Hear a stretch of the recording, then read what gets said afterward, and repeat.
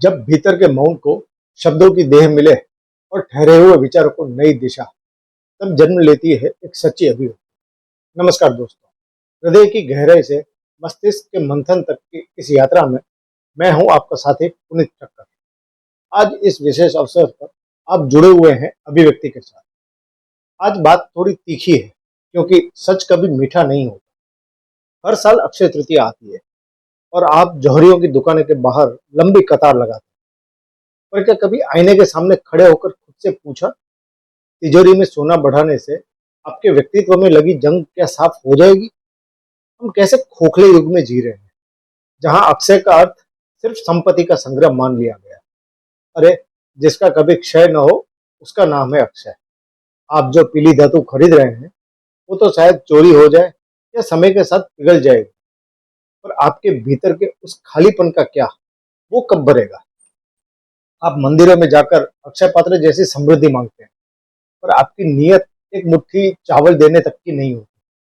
कृष्ण सुदामा का प्रसंग सिर्फ सुनने के लिए नहीं है, यह समझने के लिए है कि जब तक भाव अक्षय नहीं, तब तक वैभव सिर्फ दिखावा है।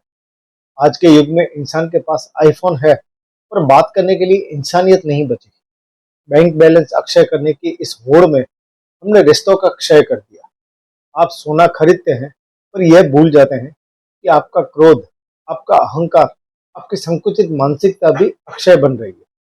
संत कबीरदास जी की यह पंक्तियां आपको झंझोड़ने के लिए काफी है।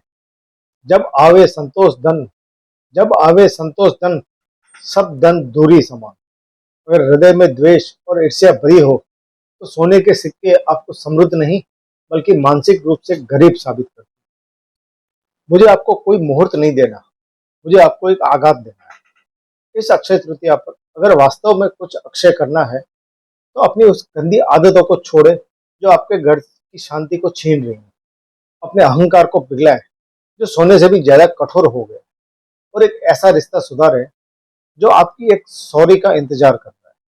बाकी सोना तो कल भी मिलेगा, पर आत्मसम्मान और आंतरिक शांति का मुहूर्त बार बार नहीं आता। बाहर की चमक छोड़े और भीतर उतरे। अक्षय तृतीया सोने का नहीं बल्कि सोने जैसे शुद्ध स्वभाव का उत्सव है। विचार कीजिएगा। फिर मिलेंगे एक नए मंथन और नई अभिव्यक्ति के साथ। जय श्री कृष्ण।